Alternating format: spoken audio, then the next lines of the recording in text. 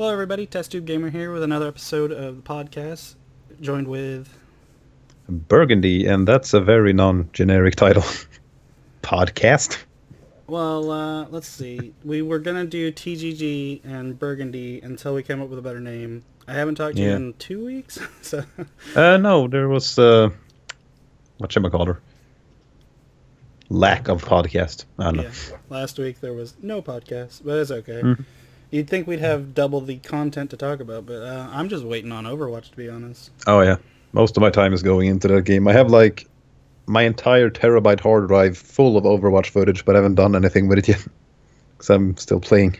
I have a question. This is we didn't talk about this, but how as far as creation goes, how long do you keep video? And do you just hold on to everything? Or are you kind of a pack rat, or do you just? I hold on to it for way too long, and then I look at it and I'm like, what the fuck? This is like a 2 months old. I can't use this, and I delete it, and then I start over. So. Do you have like a huge it's not an efficient space? System. I have like, I think it's a terabyte or even That's what more. I've got. Yeah, I think it's just a dedicated terabyte for essentially only that. My rule is 1 week. If I, depending, like if I had some amazing clip and I was like, oh, I'm going to use that in a montage, then I'll keep it. But for the most part, 1 week is my limit, and then I'll delete it and go back. I really should have that, but I'm like, I could use it later. I'm just going to play some more. And it's a horrible cycle of nothing comes out of it. I've been planning like montages and such just to see what it's like to edit a little bit more heavily. And I highly Yeah, I can imagine. I've tried it somewhat before, but not in the whole, it's a montage, look, I'm doing well. Quite the opposite. I've been doing, it's a montage of me being so pissed off that I can't use the recording for anything else. So yeah, it's hopefully that will happen someday. I was looking at because I kind of liked my 2 montages for Nosgoth quite a lot. Oh, they were amazing. I don't feel like those were like super skilled, but I liked the pacing, I liked the songs, and I liked the matchup with them.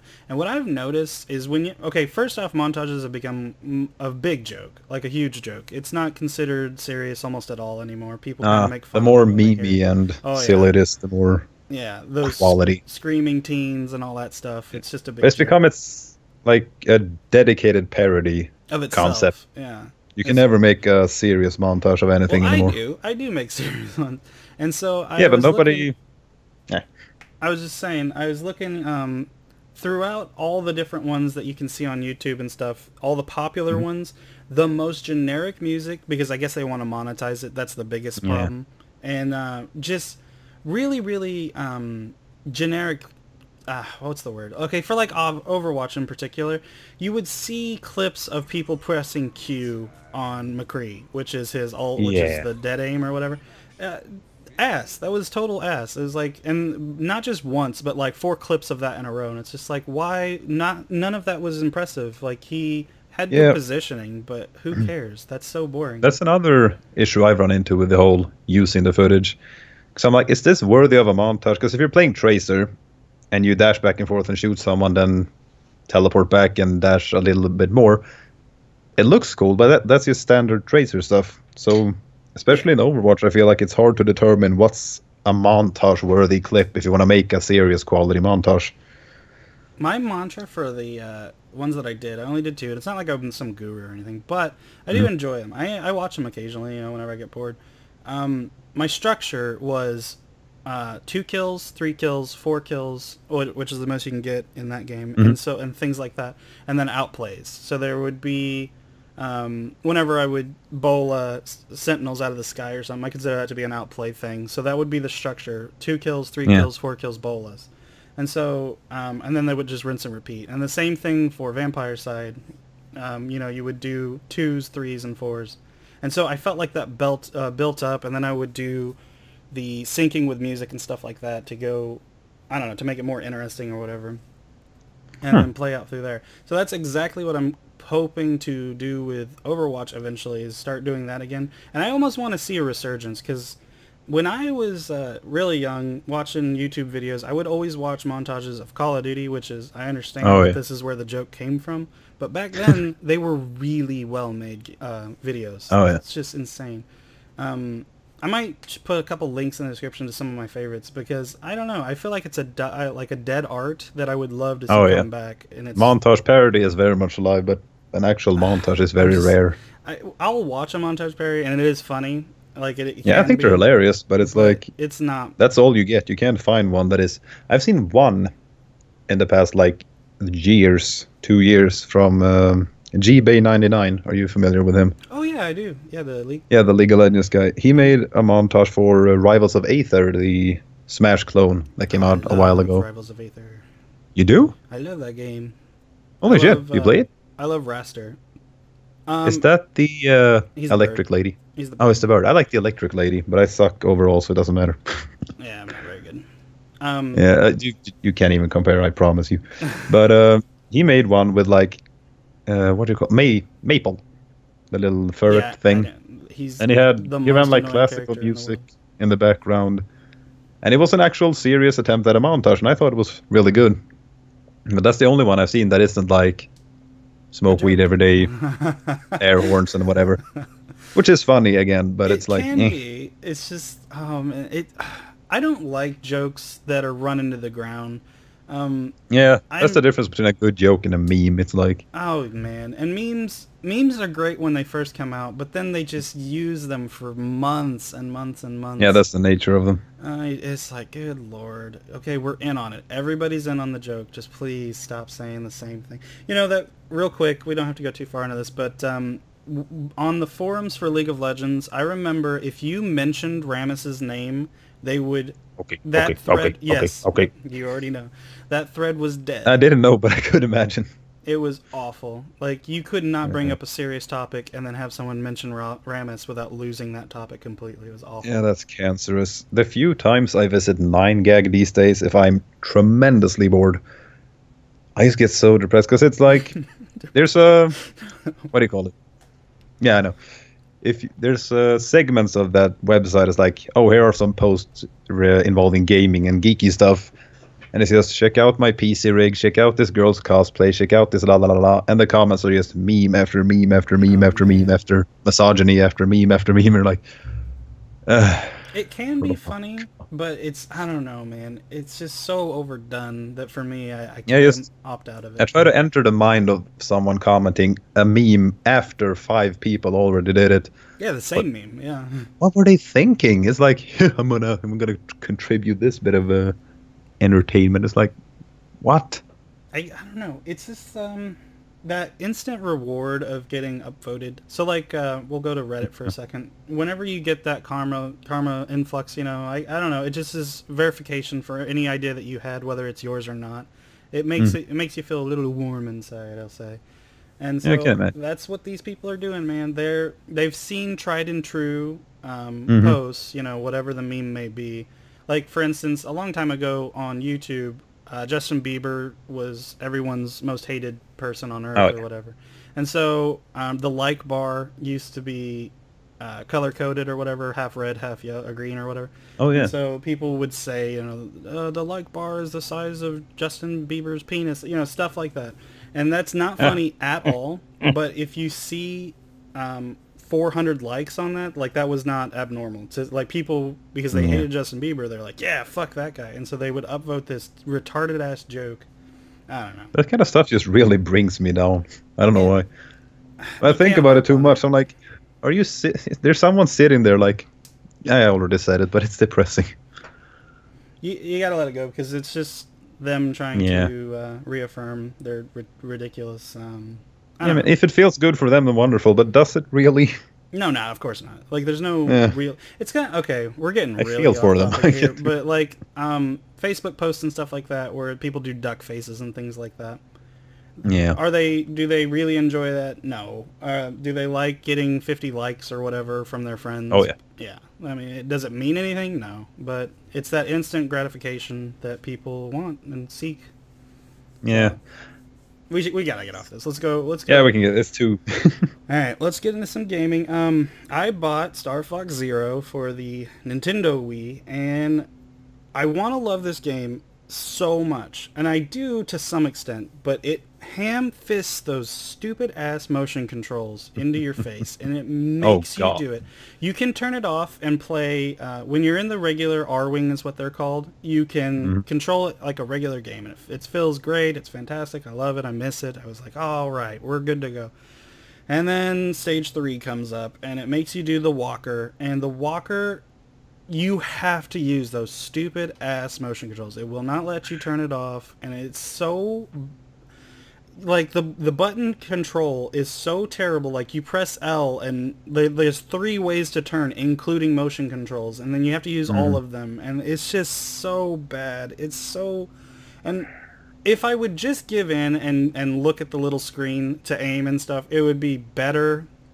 But it's overall a worse mechanic, and it's just like, why? If I don't understand how this is not an option. It doesn't make the gameplay better, but you can do better with it. Like, so if you had the pure choice of non-motion versus motion, non-motion wins 100-0.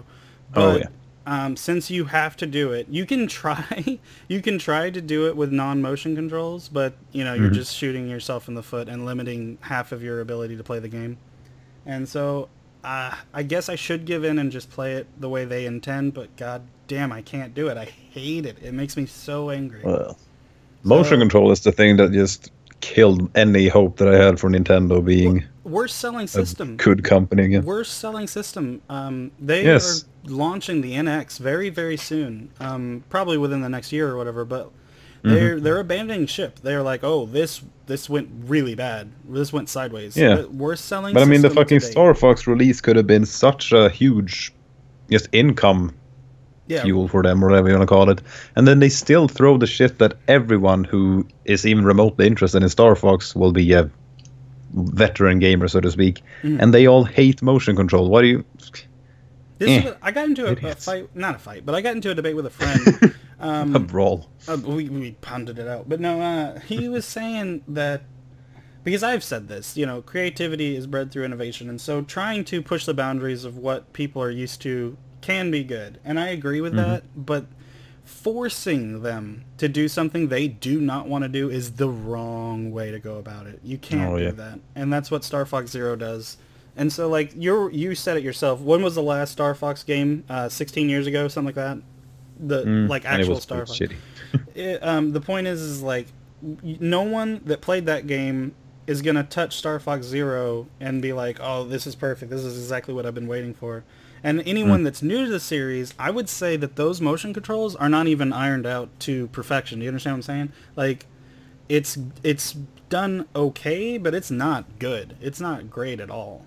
And so, who is this advertised to? It doesn't appease old people. Well, me, it doesn't appease me, and it doesn't appease, I would assume, new players that have never touched a Star Fox before. No.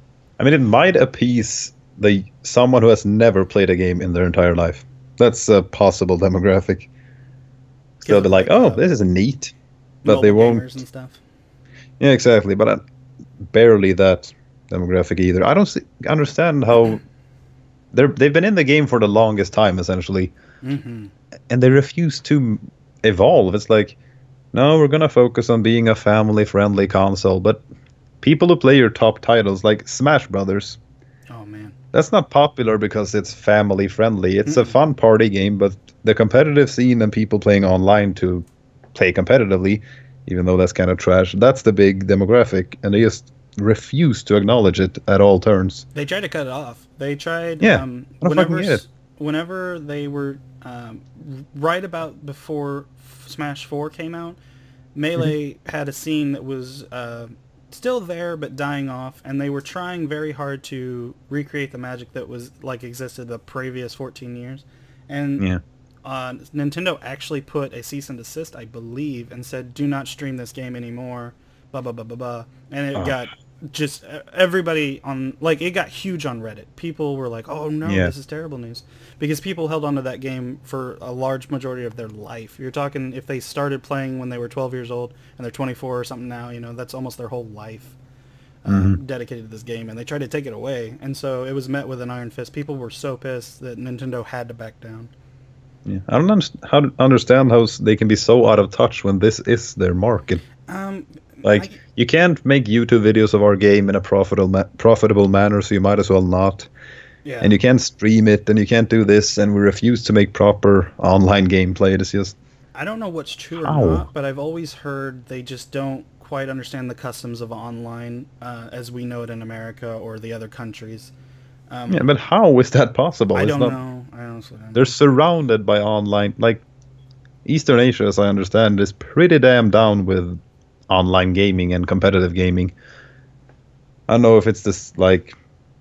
Are you talking about Nintendo, or are you talking about just... no, general gaming overall. Yeah. They can't be blind to other gaming companies and other video games. Can they? I don't know. I get the sense I think Nintendo that's probably is like, we issue, were first, motherfuckers. You don't understand. Yeah. We We're not even gonna stick our nose up to your StarCrafts and League of Legends. I don't care if League of Legends has 16 million players. You ever heard of a little thing called Mario? Yeah, in your face. And so it's just like, no, I mean, Mario's great, but come on. It hasn't evolved in a long time. It's still a plumber jumping... They could sell Mario as a mobile game, and that'd be the same as any new Mario game they released in the past couple of years. I mean, well, it's not mobile games, but I'm saying, like... but they could be. Might as well be. New Mario Brothers is the same shit that I played when I was a kid. It just looks pretty. You know, there's a couple mechanics that have changed. It's the same game. It's the same game I played when I was like 6. Yeah. I think one of the more hilarious examples of that is they released Mario for Nintendo Wii, which was like, you could play like 4 players or something. There was some gimmick that was like supposed to be the big deal. Mm-hmm. And then they released Mario for Wii U, or if it was the DS or some other stupid thing they released. And it was the same box art with a few color changes, and they put the Wii U in there instead of Wii. And it was just the exact same game with a few different textures, essentially. Are you talking about New Super Mario Brothers World? I know that was a thing, and I know a lot of people love that game. You're stepping on toes when you talk bad about huge franchises like this, and I don't mean to sound negative about these games. They're still insanely well-made platformers. Otherwise, they wouldn't exist and they wouldn't sell millions. Yeah. But, I don't know. They're neglecting entire worlds of gamers by doing this, by sticking to one thing.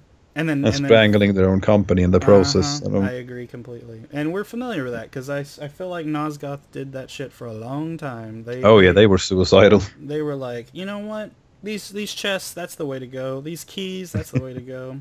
No, they refuse to evolve and do things in a timely manner that would, allow more people to come in. And they died. And I don't think Nintendo's going to die, per se, but... No. But they could be so much more powerful if they don't even have to leave the crap they're doing now. Just expand, make something that everyone can enjoy, and then you can have this along with it. I agree. Here's a brand new console that can do stuff that a console of this generation is supposed to be able to do. And you can also have this motion control crap if you feel like it, and Mario is in there and everything. I feel like VR. We keep touching lightly on VR, and I'm gonna hold off on VR before we go super ham, because first off, I don't have VR. I don't have $1,400 to spend on it. But and I'm completely, utterly uninterested in VR. Oh, really? Wow. I will say that, of course, I'm a little impressed. Like, it's going to be... if I had to guess, I would assume that's just the general direction it can only go. Like, gaming... My little brother's gonna love it. That's the way I see it. Oh, yeah. And he's 10. That's another thing. I guess I don't think about it. Like, in 10 years, I'll be 40 or something? Like, that'd be nuts. I don't think I'll probably be playing games near as much, if at all. So that's kind of funny to think about. Because, like, that's when... kind of scares me.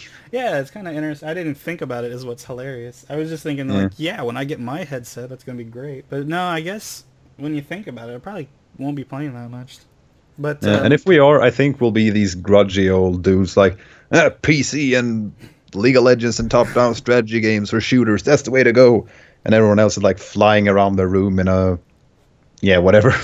Well, we'd still be right. Let's just be honest. Okay, this is the golden age of gaming. All right. Enough about Nintendo, I guess. Let's see. Yeah. Oh, speaking of the sorry to cut you off. Speaking of the Nosgoth chests and cash grabbing overall, I think I got what is that in dollars? Roughly $150 to $100 refunded from Nosgoth. What? Wow. That's pat on the back to them, because I thought they were only gonna refund the shitty patch month. That's what I'm confused about. So like they actually went 1 month more. They went March and ahead. No, wait, they went... I did not spend $100 in March. Maybe they went further back. That's crazy. I think they did, because both me and my friend, when we started going a little bit crazy with the chest openings, because we're stupid. We always get too into that sort of stuff. It's ridiculous. But I thought, like, oh, they're going to refund this patch where nobody would, except for maybe me, would be stupid enough to buy anything. That's honorable. But then I think they actually went further back, because I got a chunk of money. Nice. That's kudos, Noskov. Kudos. You died with some sliver of dignity. It goes to that thing, like, I feel like, okay, chess, I don't feel like add absolutely anything of actual value to a game.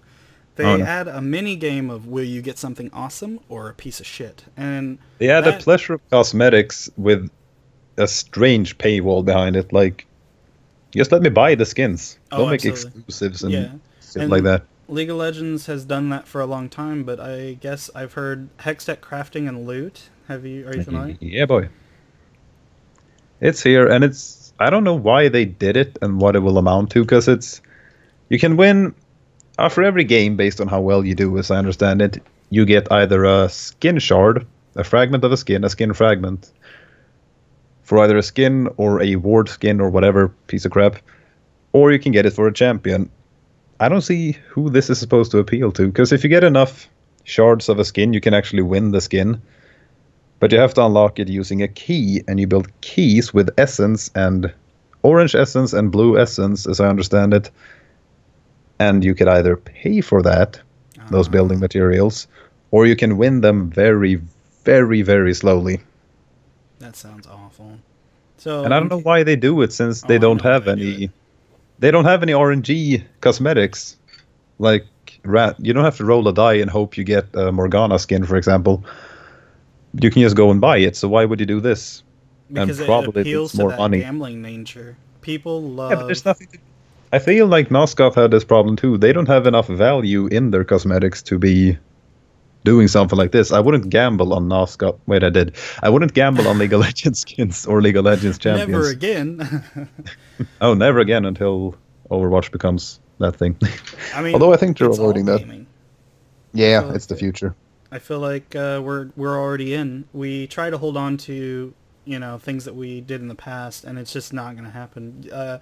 Completed packages are not going to happen anymore. I mean, you'll have certain games that come out and over-deliver, like Witcher and whatnot, but by far and away, and because people keep supporting these games, and I'm not coming down on them, I'm just saying that's what's happening. They keep supporting them. It's not going away. It will be the only thing that exists.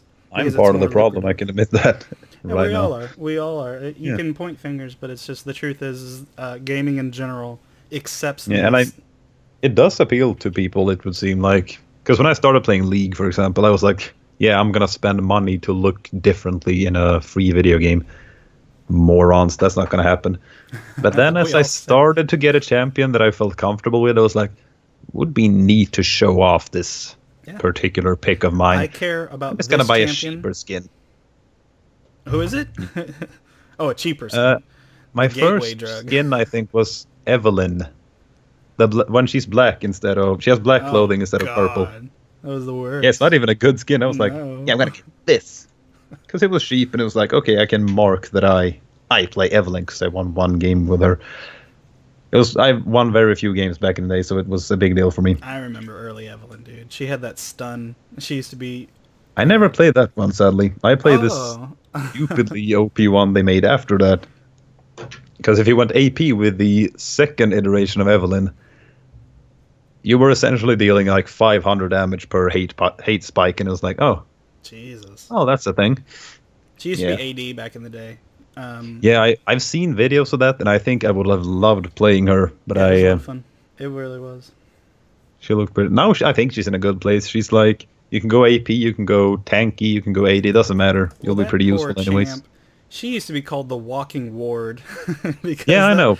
That was all she was good for. Like, that's the only reason I tried her out, because I wanted to be...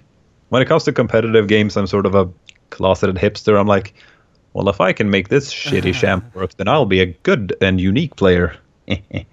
And then, like a week after that, people got on to, oh, you can play your AP. Well, let's go. And I was like, I don't want to play this anymore. Fucking stupid.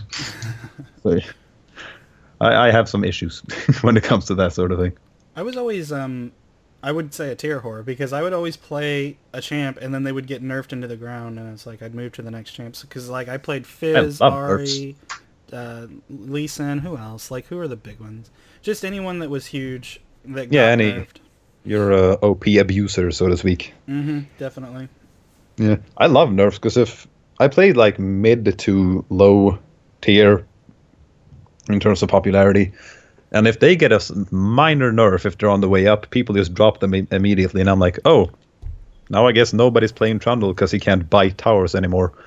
I'm just gonna keep playing Trundle because he's OP as all hell. I remember the forums, like when they would, what's her name? Kale? Do you know Kale? Oh yeah. Yeah, they would, nerf her Q by 0.1% or something, and people would be like, "She's ruined." I'm fucking done with this champ because her Q is her entire kit. Her win rate would go up. It's like, you guys are so stupid. Oh man. It was like, well, I'm Kale really. Her Q is the huge part of her kit that's appealing to people, I suppose. Not the flaming sword that wrecks everything. Yeah. Yeah, maybe that's the point. People are very quick to dismiss a champion for the most minor of nerfs, and they're like, oh. Speaking of Trundle, I'm just gonna say this: I miss the old Trundle, and I want him back right now. I used to play Trundle. I was who I jungled when I first started. Oh yeah, he was the perfect champion for me. Yeah, I loved him. Everyone hated him. I loved him. He got passed up, man. Like once they started, like everybody was a dash champion. He got less and less, appealing. But he went through. He went through a top lane phase where he was just immovable. Like he had that sick ass ult, so you couldn't build tanky against him. He would just take all your resistance. And his passive let you heal every time you kill him. Stand next to something that dies. Yeah. Now I think his gameplay rework was actually for the better. I think he functions more properly now. But the redesign of his like appearance and theme and overall lore is just. Did you know the old lore for Trundle? Yeah, I was gonna say I love the old lore. He was he was disease ridden. He took all the disease for his clan, right? Yeah, he took fucking AIDS for the team just to save his people, and then he went to the League of Legends and were like, or the what do you call that? League of Justice? No, they call it something. I forgot all about it. That lore was a nightmare, and that was even worse. But he went there and was like, I can fight here if you guys help me cure my incurable disease. And they're like, oh sure. It's like cheesy and gimmicky, but I think it was pretty cool. And now it's just like, he's a big, mean ice troll, and he went and he became even meaner, and now he's the meanest of the ice trolls, and it's like, oh. They do that. I don't know. Yeah, now he's big and burly instead of goblin-looking. Can you use, I forget, but I feel like there's the old skin. Can you not use You can use the traditional skin, but it's like, it's the big burly guy with the old voice, which is a good thing. And a weird haircut, but it looks exactly the same otherwise. Okay, yeah, it's no bull. It's my favorite skin on him now, but it's not nearly as awesome. Oh well, that was a tangent and a half, I'd say. Alright, well then we'll end with this. I just want to say, some champs never get their day in the sun with skins, and they just, you can have a favorite one for them, but they have like 2 or 3 skins total, and they're all pretty ass. That bugs me to no end. And then they'll give Teemo his 100th skin, and it's just like, please stop. Just stop. Yeah. Nobody even plays Teemo anymore. I rarely see Teemo. Even assholes don't pick him anymore. When I was leaving the game, he was almost a must-pick top. It was ridiculous. Oh, and you know why? TSM, those guys used to love to... Ooh, who was that? It was Rain Man, right? Yeah, Rain Man. Love picking Teemo. Yep. Yeah. So stupid. What happened to that guy? Oh, I have no idea. I can only imagine that you can stay relevant once you're not in the LCS, because that's it. Like, streaming is hilarious because, okay, League of Legends is almost never not top spot 1 or whatever, and very rarely. It's almost always the same, like, I don't know, 20 people that are worth watching. I'm a PewDiePie, Dyrus, Bjergsen, Nikki from Cloud9 and some other people. Yeah, and then it just goes, like, you're talking, so those people get, I don't know, anywhere from, we'll say, 10K to what, 50K? I'd say 10 to 25-ish. But I think PewDiePie is the most... As soon as you dropped off that list, 1K, 500, 100, 200, whatever, it drops so crazy. Like, I don't understand how the same people get watched. People aren't very loyal in terms of, oh, I like this guy. It's more like, oh, you're not a pro anymore, then go to hell. Yeah. Well, I say it used to be like that, actually, because since I'm a PewDiePie retired, he's become the #1 streamer in the world for League of Legends, I think. Feels like it anyway. I feel like he puts in the most time, right? Oh, yeah. I don't understand how he can still function as a human being after playing solo queue every single day for like 15 hours. I had to strangle myself with barbed wire. We should talk about this. We should talk about ranked queues. So we're going to switch topics a little bit to Overwatch. They have a ranked philosophy that is a little bit reminiscent of Nosgoth, where you can't really lose points until you get to a certain tier of play. And a lot of people have a lot of issue with that, including me. Because what is the point of having bronze, silver, whatever, gold, if the only leagues that matter are, I don't know, platinum and up or whatever it would be? Yeah. It drives me nuts. And Nosgoth did that, and it pissed everybody off, because the only league that mattered was pretty much Eternal and Blood, like 1 maybe. Mm-hmm. And so you have I never looked into that. I just realized. Oh, you never played them? No, those are the first times I hear those words in that context. For Nosgoth or what? Nosgoth, yeah. The Blood and Eternal, like... I didn't even realize they had tiers. Yeah. Oh, wow. Well, Eternal had 100 players tops, and then getting into it was a grind fest. And so Overwatch is kind of toying with that idea, and it's pissing a lot of people off, including me. I don't agree with a ranked philosophy. I don't see what the point is. Well, yeah, if you're going to have ranked tiers, have ranked tiers. If not, then I guess what you could do is have like some kind of boiling pot of low tiers, and then once you've won enough games, you can start like a real ranked. But what is the point of, what's the non-ranked? Just non-ranked mode. Normal, I guess. Quick play or quick game or something. Play. Just have that. I don't understand, Yeah, it's a very strange... I'm not a huge competitive player in that regard. I haven't try harder in any ranked game in 2 years, I feel like, or 1 year. But I mean, yeah, if League of Legends, it kind of feels that way, but getting out of bronze was always a good feeling when you were just starting to play ranked, because it was like, I finally did it. I never but if you just bronze. I did. It was off. But if you could just bounce over bronze and silver, which I kind of did the first time, which felt good. But I mean, if you're a bronze level player, you're going to be in bronze. But if you can just bounce past it and then go into actual things that matter, that seems like a strange approach. I don't know why, and I don't even feel like I'm correct in this. I just feel like this. I'm gonna be, I assume, blasted for this, but like, if you're a bronze player, I don't quite understand why you would rank at all. Because in my opinion, that means that you're not even good enough for normals. So why not learn in normals? I really don't get that. Like, if you're a legit bronze player, and we'll use League of Legends because that's the one everyone has a lot of time with. Yeah, that's like the go-to. If you're at 35 minutes and you have 30 CS, you do not need to be in a ranked match. And I'm not talking about a support either. I'm talking about like mid. Like, you cannot do that. That's so unacceptable. You're I don't understand that either. Absolutely a drain on your team. But then, I mean, if you have lower tiers that you can just skip past, like Overwatch is doing now. Well, it's not skip past. You can only go up from those tiers. You can't... Oh, so it's just like gather these points. Yeah, gather these points. Play 7,000 matches and... okay, yeah, that's fucking... That is stupid. I kind of misinterpreted what you were saying. Yeah, League... But yeah. I will say this. In League, because I do remember trying to build myself up to gold for the first time. Yeah, I would get up to silver 1, in case anyone doesn't understand.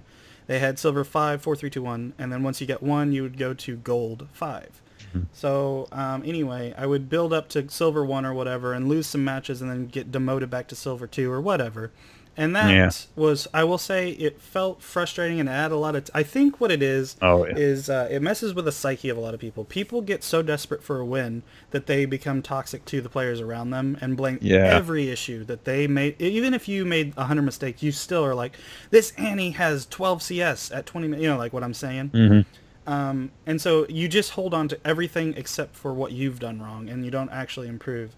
So I kind of see from like... everyone, you know, everything is smiles and rainbows. I kind of see that point of view, but at the same time, the competitive side of me is like, no, you didn't earn your competitive victory. should be competitive. I mean, quick play in Overwatch is going to be all smiles and rainbows because it's so incredibly fun. So why would they just add a kindergarten part of competitive if it doesn't need to be there? That's someone, you know, random thread, but someone had a post where they were saying it eases you into ranks, and it's like, well, that's what normal. That's what normal is for. Ease yourself into like learning the characters in that mode, not in a ranked environment, because that's where you go to test your skill. Yeah. No, I can't get behind that at all. Not even a little. And I'm not a big, as I said, I don't really care much about ranked systems. I probably will now that Overwatch is coming out. Well, another thing like Nosgoth is they have ranked rewards, and I kind of appreciated that little. Yeah, they have that in League too. That's the only reason I ever ranked up more than once. I felt like the seasons for League were the longest in history. Like, obviously they're a year long, right? It's a year. Yeah. That's a long time to get a frickin' ward skin or something. Yeah. You get a champion and a ward skin and something else, a border. If you don't give a damn about that champion, look, there's 40 champs or something, and you get a Trundle skin. Well, we like Trundle, but if you get a Teemo skin or something, I'm pissed. That's bullshit. But the skins that they make are actually, it's not like you get a random skin. You get a specific skin that they made that symbolizes this person was gold or above in season 3 because he has this particular skin. A champion that you couldn't possibly like. Morgana is one, right? Is she not one of those? Yeah, she's one of them. Yeah, I hate Morgana. I will never play Morgana. So that whole year was useless for a player like me. Okay, yeah, then I can see. My thought on the whole thing is I'm not cheap, but if I can get something for free, I'll bloody well get it. So the only reason I ever played ranked past 2 years, I guess, was just to get that free skin and the border because it looked better than none, I guess. Yeah, the border. You have to stay better than your friends, which stopped being a problem because my friends pretty much stopped playing, but still, gotta be there. So yeah, I wonder if I'll do it this year. I'm kind of going back and forth on that. For League or? Oh, for League. Yeah. Have you been playing League quite a bit, or have you died down? I only play it once a week to make a video, if I'm to be completely honest. Yeah. And that's enough. I actually have more fun in League now than I've had in a while. Because every time I started up, it's like, oh, this feels good. Back in the old saddle. And then it depends on the teammates, of course, but usually a better feeling. You give your mind so much more space to accept the bad whenever you play so little, you know, that you can accept the good with it. I appreciate games far more when I don't grind them. Yeah, oh, I forget that. But yeah, I mean, ever since I started YouTubing, because I was nothing but League of Legends before I started doing YouTube. And my channel was not going to be anything but League of Legends, but it turned me, or almost forced me, to be more of a variety gamer, which I am eternally grateful for, because now I actually have fun with League, and I enjoy other stuff as well. Whereas before it was like, nah, I want to play League, I don't want to try anything new. I was a very boring person to have in a Skype call. So to be like, I love your channel. I love watching the different ones. Like, I will say, what'd you play? Mai can go die in a inferno hell. I don't care. Mai is the most annoying thing I've ever played. She's overpowered. I am prepared to say that. She's the freaking pyro. If you've never played that game, but I guess it sucks. It sucks. You just get frozen. I understand I suck. I get this, but it's a shit mechanic. I doubt that you suck. I'm sorry. If I can play even remotely competently, you can kick ass. Okay, but I'm talking in a broad sense of gameplay. If your only thing is just doing an AoE cone in front of you while someone jumps shooting around them in the head, and then shooting them in the head, that's a shit mechanic. She's overpowered as hell. She's fun to me because she has the time wasting aspect. Yeah. But her basic weapon is the most powerful part about her. It's like, oh, you ran into my alone? Well, goodbye. And then her damn little shield heals her. I hate Oh, mine. yeah. I hate mine with all my heart. I think it should either be her shield and wall with a very weak weapon, or the strong weapon without anything else, essentially, apart from her ultimate. Yeah, she has Because the combined, best of both worlds. she's overloaded. That's the best way to say it. For sure. Yeah, I love playing her, of course, but I mean, she's got great long distance damage, mid. oh yeah. Well, she that doesn't used to have have good like an mid. arch, the spike she shoots out. Now it's just goes straight ahead, and it's insane. Oh god, she's Yeah. a sniper, dude. I hate mine. Oh yeah, That's she can my- definitely be. She has some drop off, but I mean, if you hit him in the head, that's an easy 120 damage at least. Yeah, she's like a better Hanzo. Like, Oh you yeah, just- you I don't just like pop her on Hanzo them. either. I I can't think I use touched upon Hanzo. this in my vid. I can't use him either. He's designed to be a skill requiring low mobility Exactly. sniper, but he has some tools that just make that they just nullifies his entire design.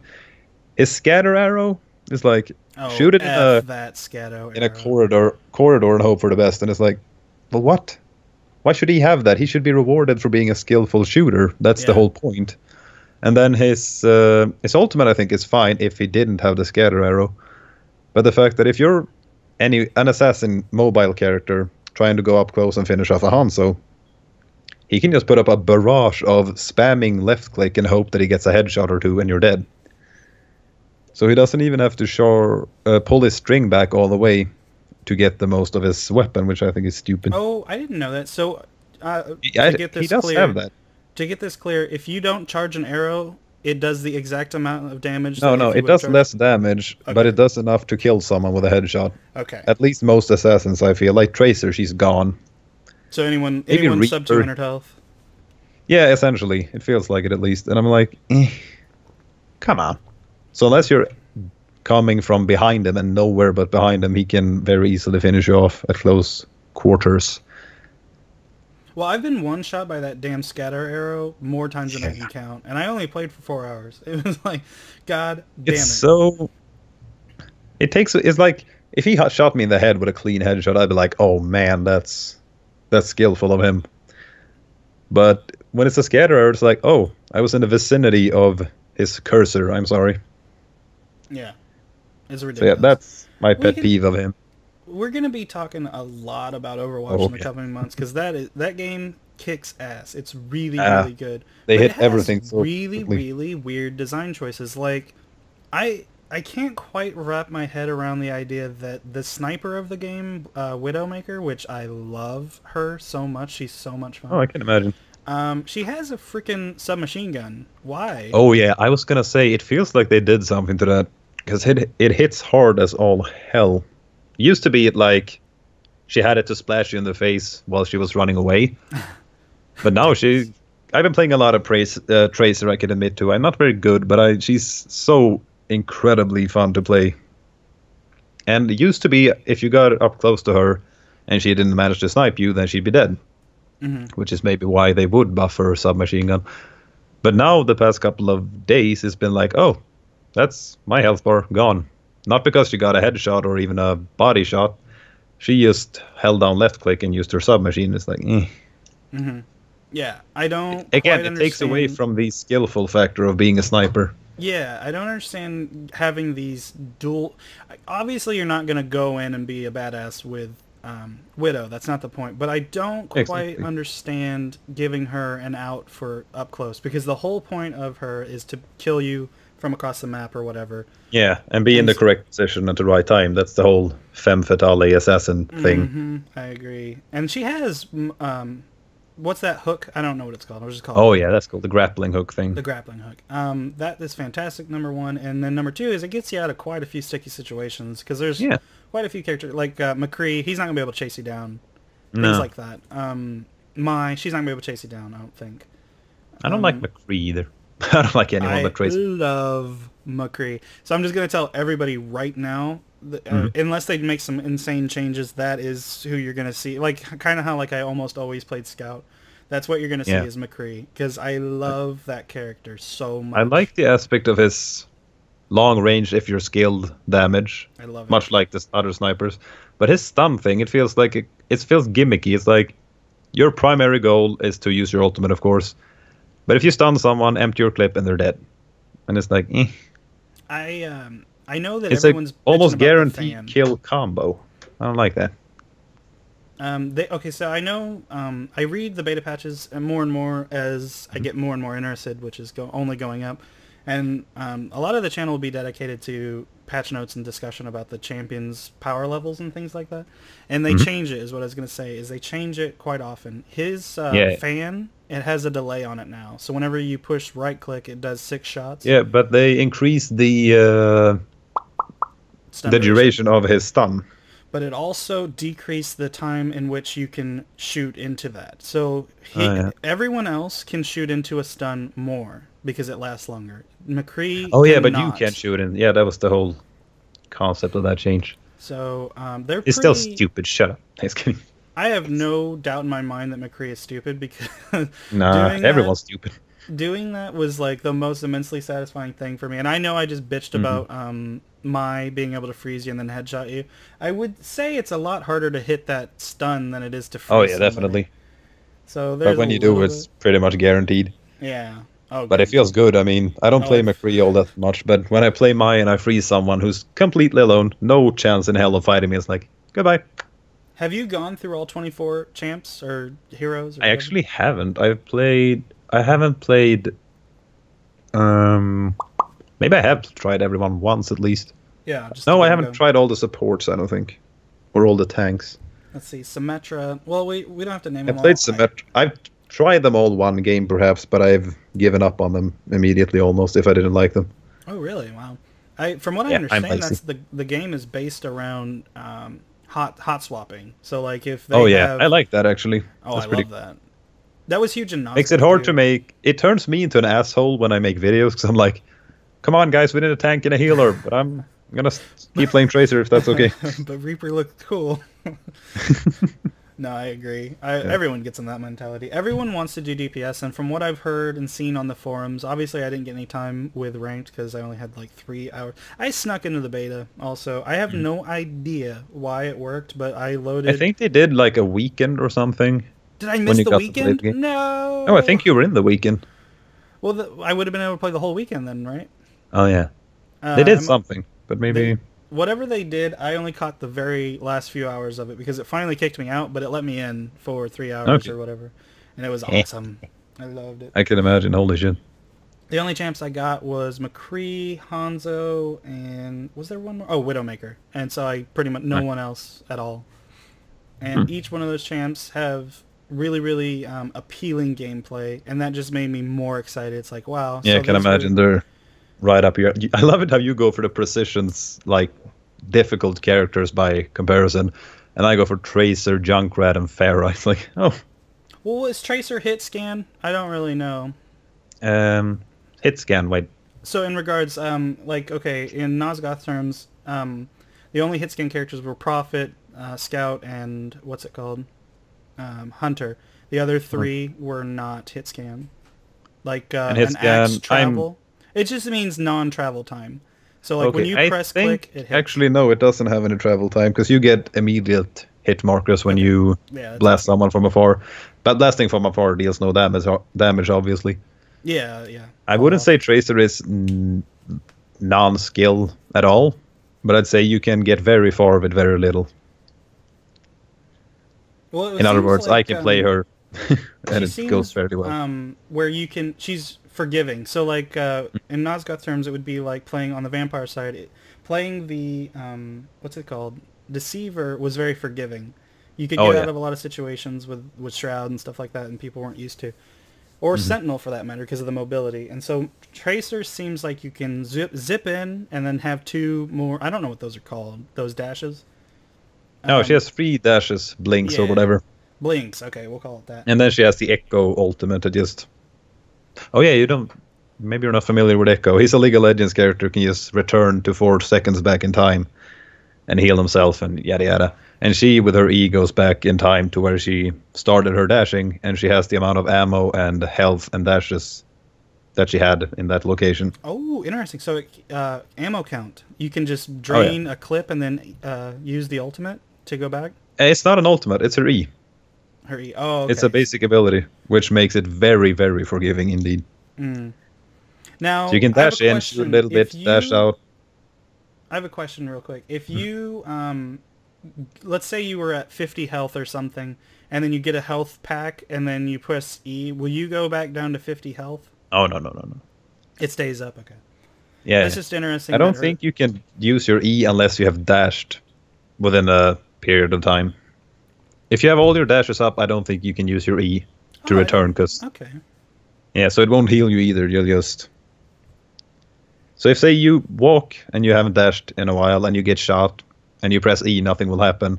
And then if you dash and press E, you won't have heal at all because you'll go back to the amount of health you had when you got shot.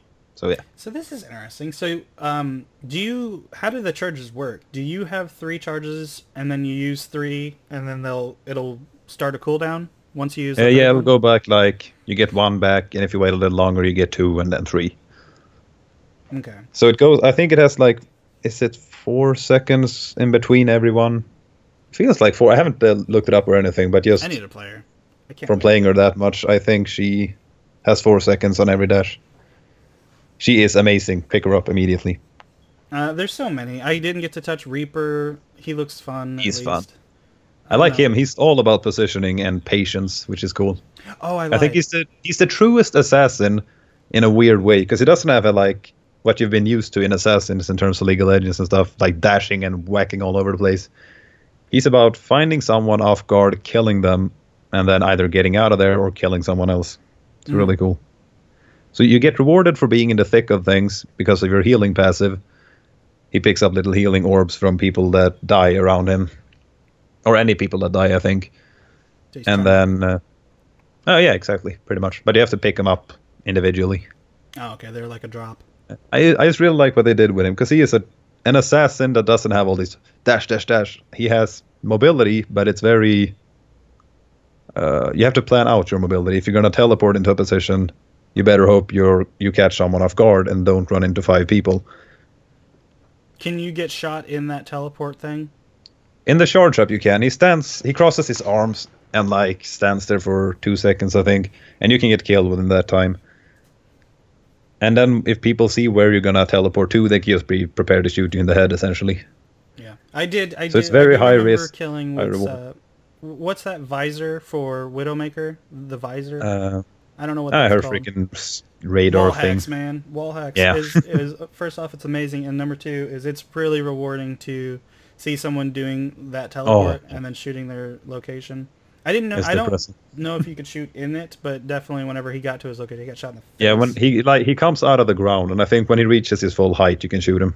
Okay, that's how it works. That was really cool. And then he has this wraith form that lets him bail out on a situation, but he can shoot while in it, and yeah. He can shoot? He can shoot. Can't shoot. Yeah, he's just a shroud, and you can't shoot him, but he can shoot you, essentially. Okay. So it's a bailout move, but if you fuck it up, then you're gonna be there, and you better hope you survive. You know what I've noticed? Aside from stuns and that freeze from mine, there's not a whole lot of CC in this game, it doesn't feel like. Zarya has that little vortex. She has her ultimate. Yeah. Yeah. Black hole thing, and Reinhardt has his hammer down thing. Oh yeah, that's kind of a knockdown.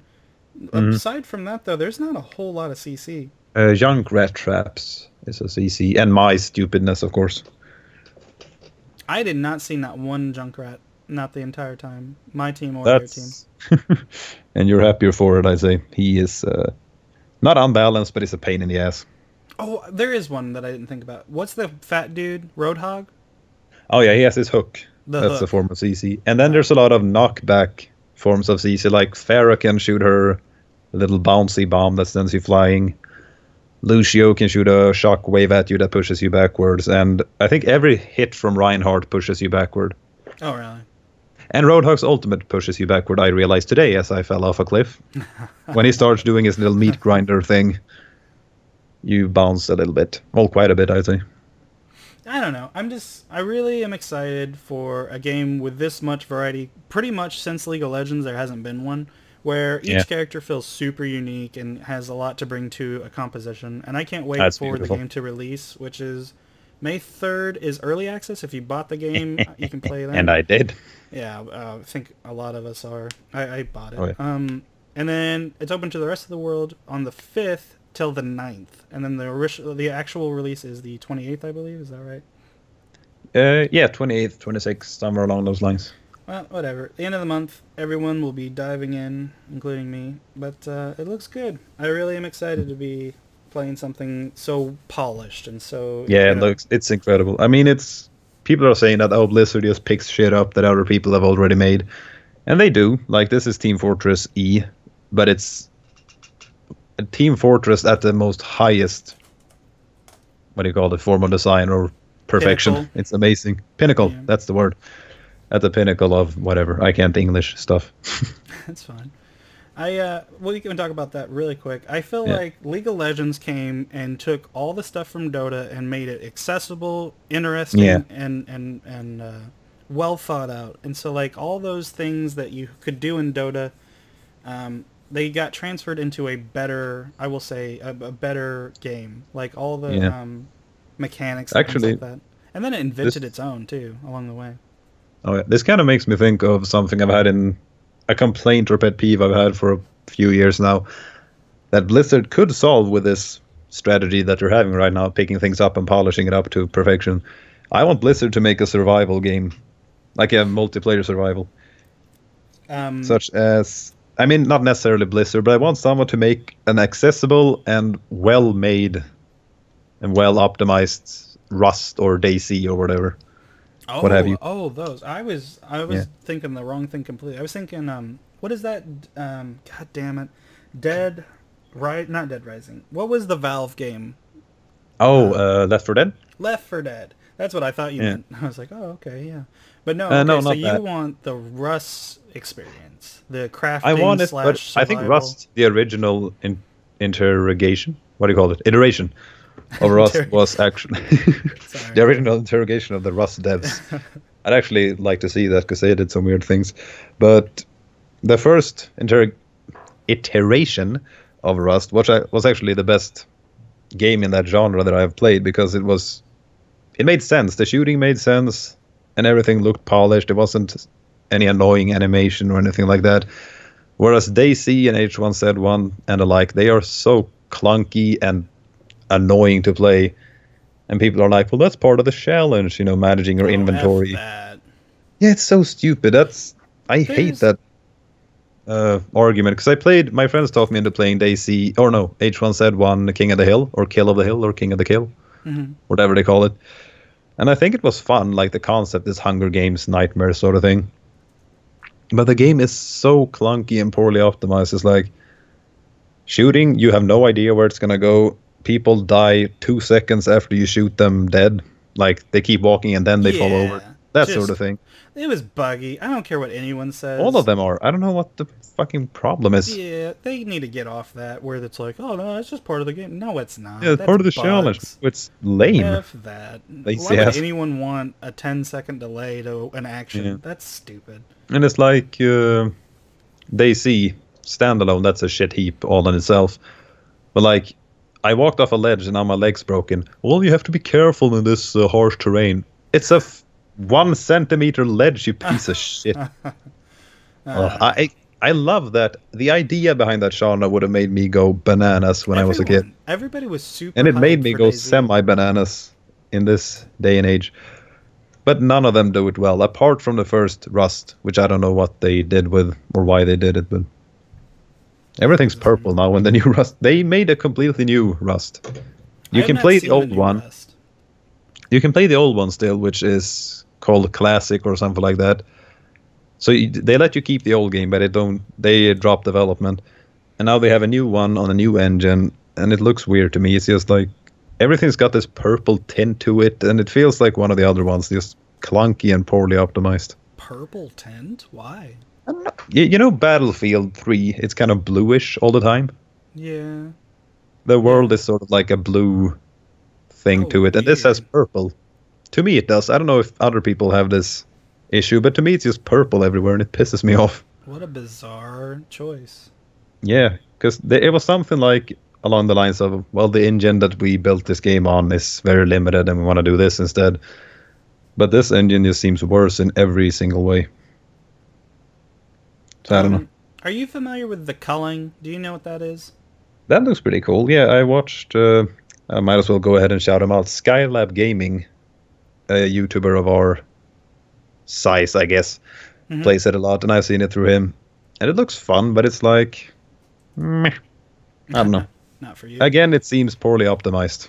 It's like, I was gonna say the opposite. It seemed like it did it, I would say, the best out of all these terribly optimized games. So that I can agree on very much.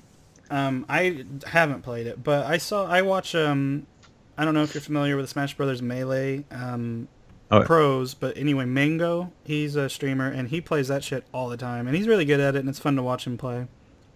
Oh, I can imagine, yeah. The game just looks not serious at all. I don't feel like these games are made to be the next League of Legends or anything like that. But nah.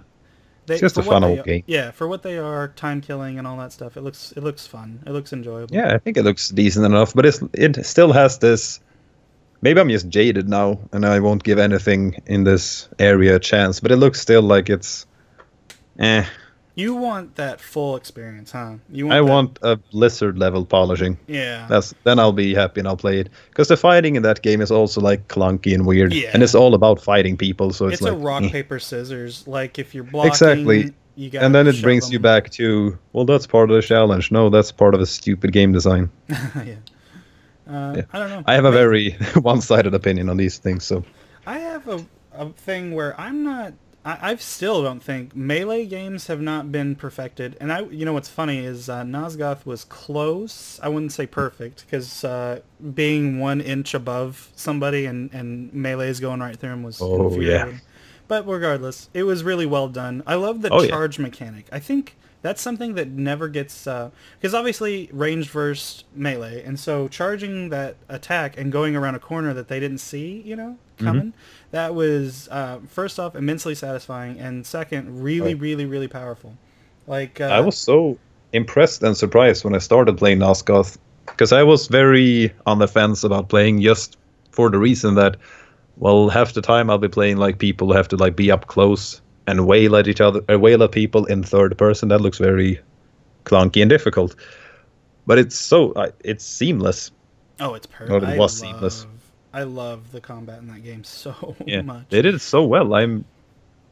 Makes me sad. Like, I wonder if anyone's gonna pick up on their ideas or their designs at all. Yeah, I agree completely. Doesn't have to be Nosgoth. It would be nice if it was Nosgoth with a proper studio behind it. But it any doesn't game have to be vampires, which I will just admit right now that we've already talked about this. I love Legacy Kain a lot, and I really appreciated the aesthetic. It doesn't have to be though, right? It could be DayZ or whatever. It doesn't have to be that. But I would love to see the mechanics of that third-person technology used in another game. God, please. That makes me kind of sad now that we speak about it. They did some things so very well. It might just go underground forever. I will go as far as to say the best that I've ever seen. Oh, yeah. And maybe someone will come along and make a better iteration. But it's so impressive, and yet it got so little attention, and now they just killed it. And it might be gone forever. Like, if no. And the lack of attention was their own fault. So. Oh, I mean, we could go for days about the playbook of how to kill a game, but let's not. What's the other one that's coming up? Gears of War 4 is on the way. It is. It looks, it's in a beta right now, I think.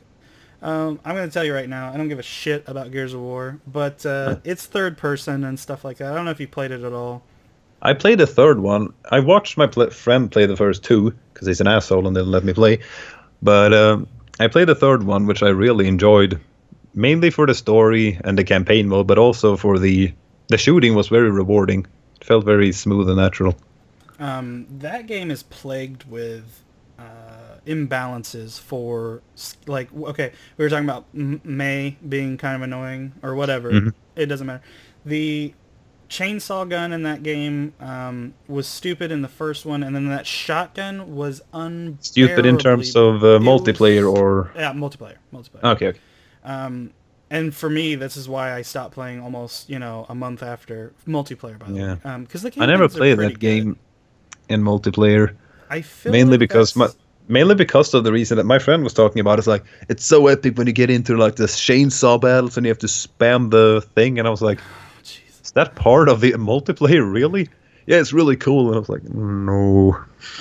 I'm gonna have to disagree with your friend. I thought that was the worst thing ever. Is like, yeah, all the animations and things you got stuck in. Number one, they were, it was bad. It was bad to, like, okay, you could curb stomp them and stuff, and it's like, oh yeah, you got owned. But no, it would lock you down for like 4 seconds to do that. And someone would come up and do it to you. And it's like, I didn't want to do that. Yeah, so it just sounded so weird to me. It became very commonplace to just melee a target that was downed. That's what it is. There's two things. You can headshot someone and blow their head off with a shotgun, or you could shoot them until they lose all their health and then they're downed in a down position. Oh, okay. And then you got to melee them. That became the standard, is you would just melee their down body and it would kill them instantly. And or you could push the X button and do this 5-second long execute. And that's still there, man. Why? I don't understand how they don't understand. That's why, like, Nosgoth, the design was very clear. Whenever you needed to heal as a vampire, it was very intentional that you had to slow down, step on their head, lean down, grab their head, and start drinking the blood and stuff like that. That was all very intentional, and it kept the game at a pace that the devs saw fit. The other game, it's not. That's why I feel like Nosgoth was like on a completely different level for game design and mechanic. And as we've said numerous times, when you got into the game, the actual video game was just amazing. Amazing. I agree. Can I be rude and interrupt the entirety of the podcast because I really have to pee? Oh no, not at all. Here, let me pause. And we're back. Sorry about that. What I was going to say, we're going to drop the conversation about Gears because we could go all day about how great Nosgoth is, but the truth is it's gone. So we're going to switch topics a little bit. What I wanted to bring up real quick is the duality of games that come out now is you either have games that are so ridiculously easy, anyone on Earth could beat them. And what I mean by that is that they have functionality where it will play itself if you lose too many times.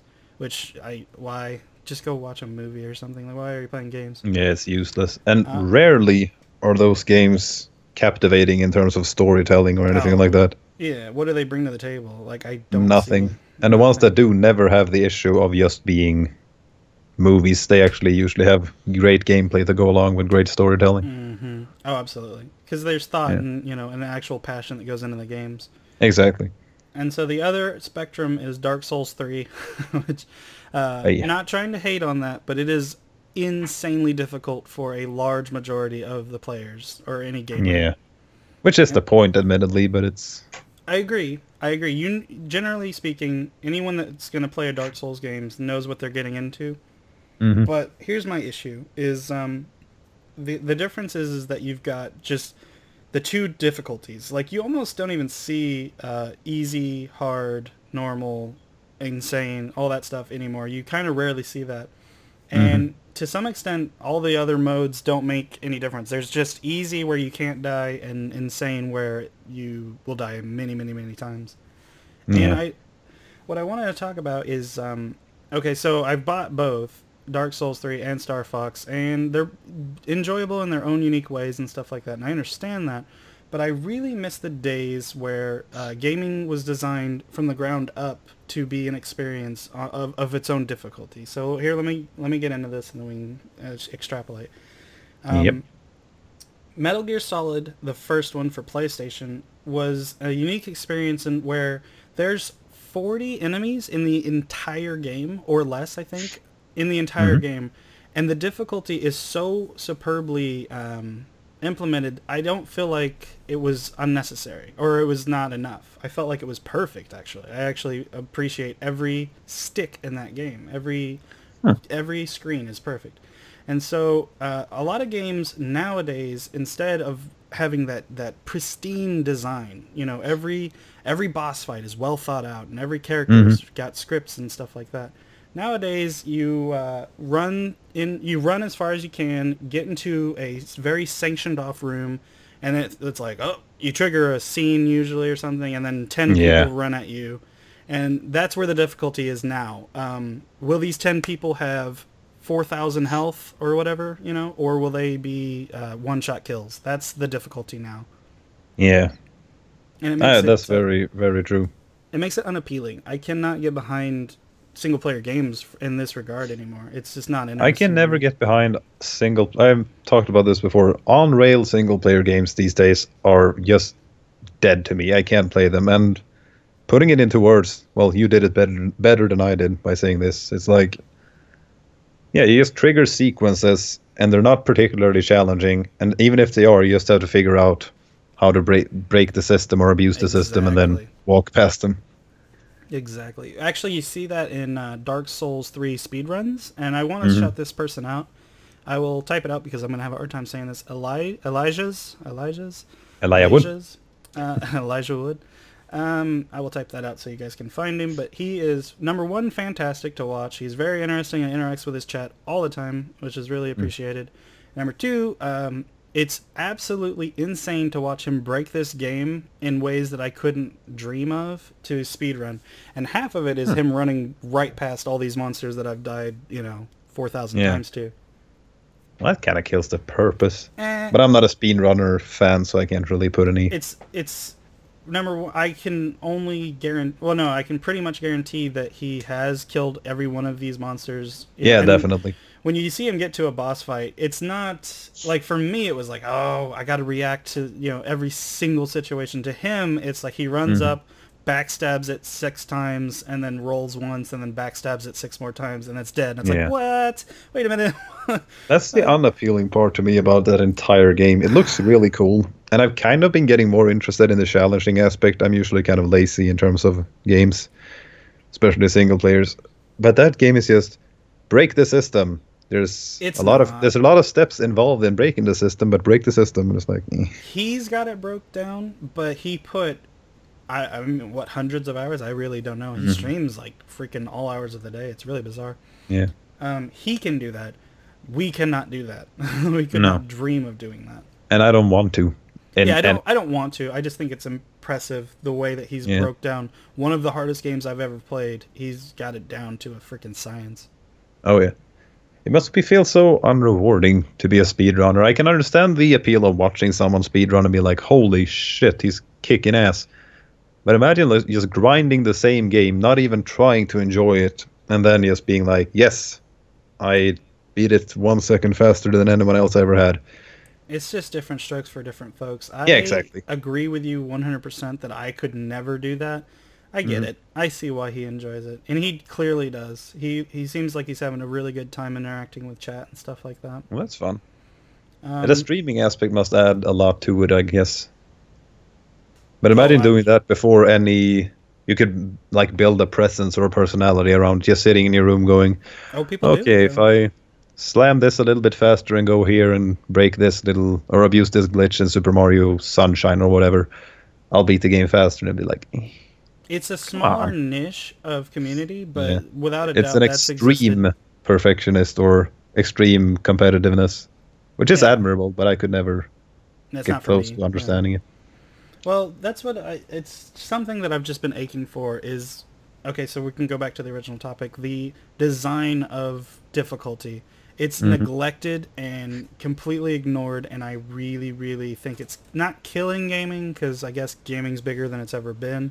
But for me, the passion is lost a lot of the way, because what It's killing gaming for people who have been along for the ride, which is kind of sad. So if you've experienced, Dungeon A 0.5 or whatever 16 times, you're not going to be impressed by Dungeon B for the 18th time. It's just not, it sucks to be that person. And maybe I've worn out my welcome in gaming, and so I'll probably stick to multiplayer because that's the only thing that has changing variances. But it's really sad to see, because playing like Zelda and stuff like that for the first time, I wish I could almost forget those experiences so I could experience them for a first time again. Oh yeah. But I don't know, it's kind of like a swan song, and for me, gaming has slowed down to a point where it's not fun alone to play single player games. It's it can be fun, but I wonder if it's a natural sort of progression or growth or maturity that you're just worn out on single players, and now you only find the aspects of multiplayer challenging, because I'm there as well, and I am far from competitive. But I feel like you're very much on the right track when it comes to difficulty, because I have not been challenged by a single player game in a long time. In a meaningful manner. Yeah, exactly. They can add 4 billion health to a target. I'm not impressed. I don't care that I had to hit him 72,000 times. I like when they outsmart you or do something that you have to adapt to. You know, a good example is Mega Man. Back in the day, Mega Man 1, 2, 3, 4, 5. You had to learn the mechanics of a boss fight, and it would do the same thing every time, but you still had to learn them. You would get your ass kicked until you learn them. Nowadays, it feels more like, because it's always going to be telegraphed, and there's always going to be a set of sequences you can pull off to break a single player game. But before, it felt like the purpose was to design a sequence that was very intuitive and forced you to think, essentially. Whereas now it feels like you're more interested in covering up the fact that you're essentially just doing a calculation at this point. Like Gears of War, we talked about it previously, which is a very odd example for me because I only played one of the single player campaigns. But I had a lot of fun in that because it covered up the fact that it was remarkably easy. But I don't think that should be the end goal of every single game, which it more or less is. Because it's a very cinematic, satisfying feeling playing the single player in Gears of War. But it's not difficult by any means. Yeah, it's going through the motions. And if the story is good enough, going through the motions can be enough because you're just enticed with what's going to happen to your character. But for a lot of games, I couldn't give a shit about the characters in the game. It depends. Some I do. Yeah. A lot of them, I could not possibly care less what happens to, protagonist A.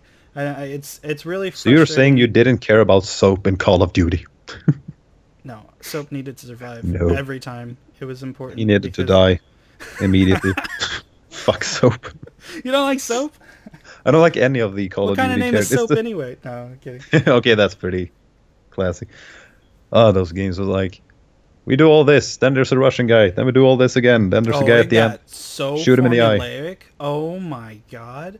It was to the T. People would do side-by-side comparisons, and it's like the same footage. Did you see that video for it's Call the same of Duty? pacing of conversation at the end scene almost. It was ridiculous. The same footage. I'm not joking. Yes. Like they did the exact same wireframe, and then it obviously painted a different color on it. That's all that was the difference. It's like, that is what insane the hell? to me. How do you Because I was do really that? invested in the World of War Call of Duty campaign because it was World War II. It's easy to get carried away. Mm-hmm. Then I just more and more it became, oh my god, it's gonna happen again. Yeah. One of your friends is gonna die, and then you're gonna kill the big man, and then you're done. Yeah, he's gonna slowly throw you a gun, and you're gonna aim it and shoot it. Yeah. Yeah, that's what I was. Oh my god, about. that even happened in that one too. Yeah. Yeah. Dimitri. Yeah, he helps you kill the last guy by handing you a pistol. Then he carries you off to put down the flag. God damn it. That's every game. Yeah. It's, I don't know. Is it them finding a formula that works and people respond to, and then ringing it for every dollar, or what? What do you think it was? Creativity block? What do you think it was? I have, in terms of Call of Duty. Anything. It's just obvious that people continue to remake the same things. I think it's partly because of a younger audience entering gaming. Because I don't think my brother would ever, he's 10, so he doesn't even speak English yet, but he would never give a shit about the story in a video game. And it feels like a lot of companies are just like, kids are easy to fool and squeeze money out of their parents, so let's just give them this. You could say the same thing about Nintendo Zelda games. Yeah, that's what I was thinking about, more or less. Zelda hasn't changed its formula in a decade or more. It's like, man, I still appreciate these games. I like the fights and stuff like that, but I don't know. Yeah, I'm kind of an outsider in gaming because I've never played Zelda at all. What? Which is strange. Yeah, see? It's a strange thing to say. I never played them. I know a lot about them because they're very interesting to hear about. They're legends. But yeah, it's always the same weird stuff with time or dimensions or anything. Stop the big guy and save the princess, as far as I can understand it. Yeah. Which is charming. I mean, there's a place for it, but it doesn't have to be that with every single release ever. For me, the kudos points do not come in on Zelda for its story. Now, don't get me wrong; they can be interesting. You can get invested. The reason those games, and like a lot of people's favorite game of all time, is Ocarina of Time, the N64's version, and the reason that game is so iconic and so powerful was it was the first adventure 3D game to do almost every single thing right. Like, mechanics, graphics, and they look like shit now, but they were absolutely groundbreaking at the time. No one had seen a 3D world that rich. Those games are beautiful. Still, I think. As I said, I've never played them, but watching videos of it is like, they did so much for its time. Oh, for breaking into that world, because I mean, everyone played 2D games, and so to see three-dimensional objects was mind-blowing, and they look like ass now, I would say, if you compare them to the beauty of, like, Nosgoth's a perfect example. A 3D model in Nosgoth, oh my god, it looked fantastic. But that's all we had back then, so it didn't matter what it looked like. It was amazing. So, but that's the difference. I don't like Zelda games because the story was, obviously the story is Ganon steals Zelda, and you go and... Yeah, it's Super Mario with swords. Yeah, I mean, that's as deep as it goes, really. Yeah. I'm sure there's Nintendo has never been... I don't know if I'm going to make anyone pissed off now, but I don't think they've ever been story-driven. No. And their successes have never been story-driven. They're pretty good stories, like, because they're nostalgic. Over time, they've tried to add more story elements, and it's almost bit them in the butt. Does that make sense? It's much as the motion control. Yeah. Oh god. Well, that's as far as for me. That's the bottom of the barrel, but we don't need to. Keep they're gonna. Story-wise, you got Mario games and stuff that started off with you go to the castle, kill what you think is the last Bowser, and it's like, oh no, she's in another castle. That was the story, and so you just keep going until you find her. And nowadays, it's got cutscenes and things like that, and they're not, I don't know, interesting at all, I would say. I feel like... No, I think the Super Mario Sunshine ones were charming, probably because I played them when I was younger and it has a nostalgic value. But I would never go through one of those games again and be like, look at this cutscene. Like, at all. No. I have higher demands. I need The Witcher. Okay, so this might be extremely revealing. I might be the biggest nerd on Earth. I was talking about how much I love Metal Gear Solid. I just recently watched, while I was at work, well, I should say listened to, the entirety of the game's movies, which is about 5.5 hours long. I watched the whole thing at work, or listened to it, I should say. But anyway, because it's so good. It's so insanely well written, and it hits that Metal Gear Solid. People, like, really upset that game has no coherent story whatsoever? Metal Gear Solid 5 has no story at all. Like, you have to really, really, really pick and like it's.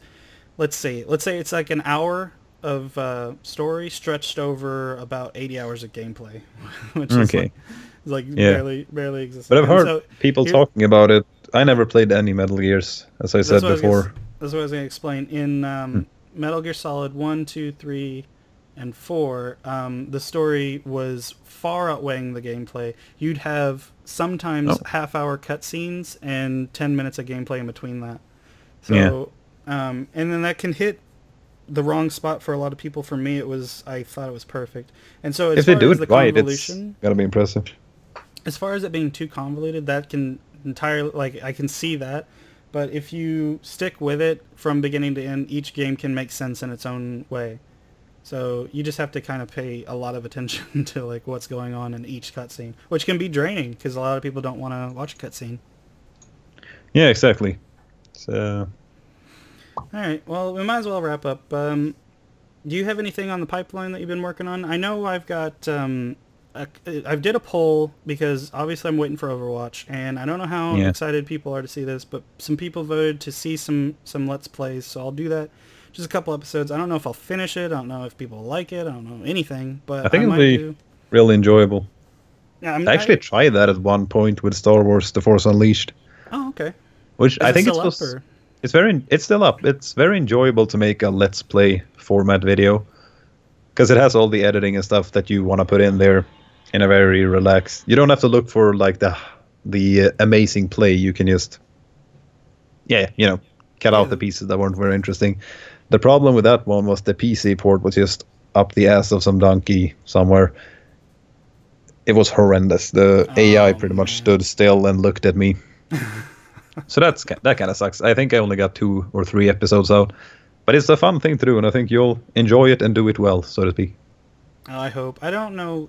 I guess I feel like I would just do stories, like telling, people getting to know me better. I don't know if that's what people want, but that's all I have. Yeah, a demographic. I mean, that's a very big thing right now, story-driven channels with gameplay.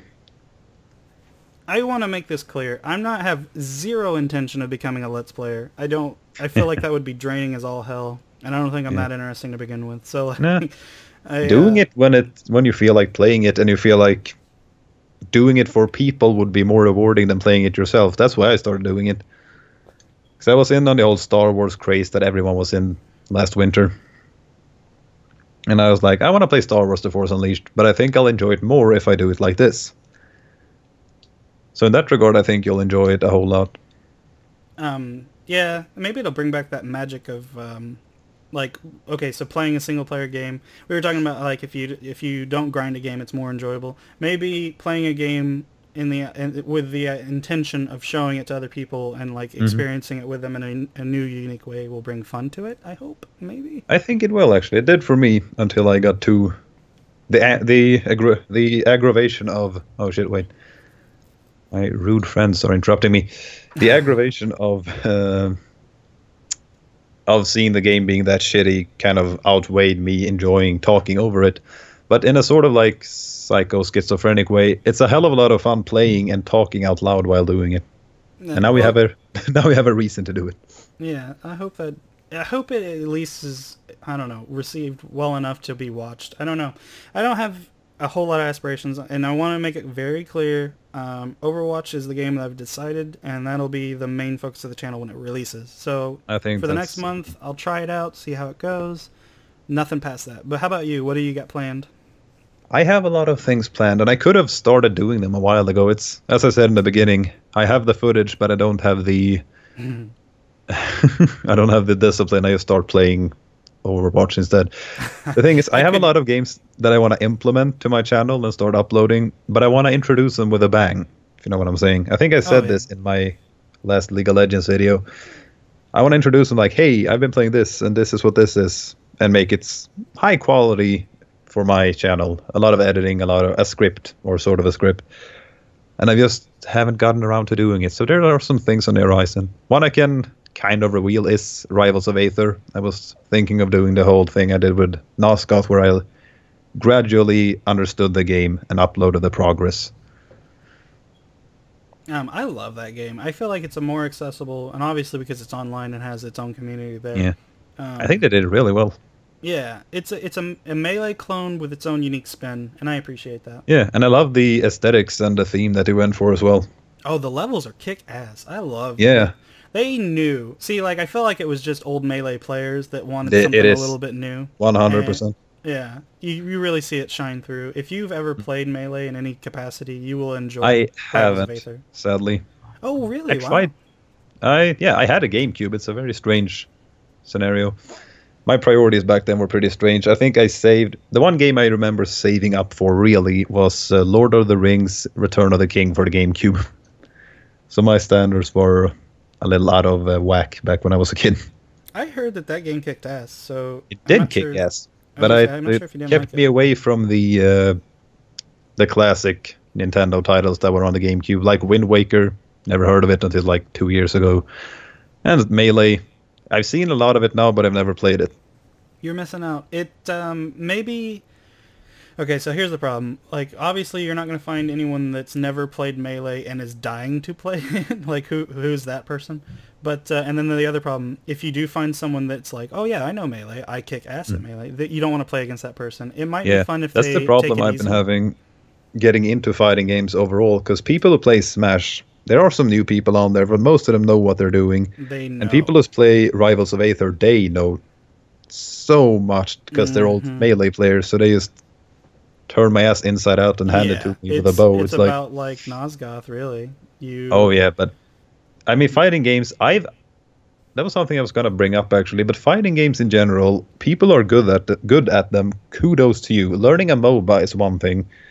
It's mainly knowledge driven, but learning how to maneuver a fighting game properly is just, it's killing half me. the battle. Melee, we got to wrap up really soon, but I want to get this out. Melee has this unique, almost no game on Earth plays like it, in the sense that you make your combos up on the fly. No two combos have to be the same if you don't want them to be. It's the physics of hitting a player and them going a tad bit more or less depending on how you hit them. Yeah, really want to be good at those games. Oh, it's so much fun, dude. It's so much fun. Or I want to be at the level where I can actually play against someone. It's a time commitment. You're not going to be able to do it without a couple 100 hours. But once you do, it's a totally different game. And that was the cool thing about Melee. It came out as a party game and let's have fun. And it became, in my opinion, one of the highest skill ceiling games to ever exist. That blows my mind. The history of that game, because I looked a lot into it, is like, as you said, they released a Nintendo game. Fun family, we're never going to go online ever. Fuck you kind of game. Which was not a problem back then, of course, but I felt like ranting a bit more about Nintendo being anuses. But the fact that game could just, by sheer coincidence and talent from the developers or developer, be so... Sakurai. No, he's not dead. It's Miyamoto that died. Yeah, Miyamoto... Well, no, Miyamoto's not dead. The guy that died was the president, Iwata. Yes. Oh, wait, that's Swedish. Yeah, right. I lost language. I misplaced it. No, but the fact that the physics are so on point just by chance is really cool to me. Or not by chance, but that wasn't the intent from the beginning. To make such a tight fighting game. There's a lot of little conspiracy theories because people are like, there's no way they accidentally added some of these things. Like, obviously, I don't think anyone dreamed the game would be as fast as it is today by the pro standard. Oh, God, yes. Because people are doing... Oh, man. They compare it to... okay, I don't know if anyone's familiar. The StarCraft 2, people that are really good at that game can do up to, 300 actions per minute, something crazy like that. It's comparable. The people that play Melee can do APM or actions per minute. Oh, yeah. When I look at the inputs for wave dashing or combos in general, I'm like, in what universe could a human do this? Yeah, that guy Westballs, he can do. Oh, it's kind of astonishing because almost no one else can do it. Now he's not the best player on Earth, but he is probably one of the most technical players on Earth. The things that he can do are so physically demanding, it's confusing to think that someone that's not a robot is doing it. It's like, wow. Yeah. I'm really impressed by that. We have to wrap it up. It's been going for a while. Yeah, this one's the longest one to date, I think. But that's it for us, guys. We'll try to get some more content in the next week going up on my channel. Do you want to link your channel real quick? I can do it again. Just search Casual Burgundy. Eventually, that will be my YouTube name, but for now it's just Burgundy. But Casual Burgundy, any gaming video that pops up is going to be mine. I guarantee it. All right, sounds good. See you guys in the next one.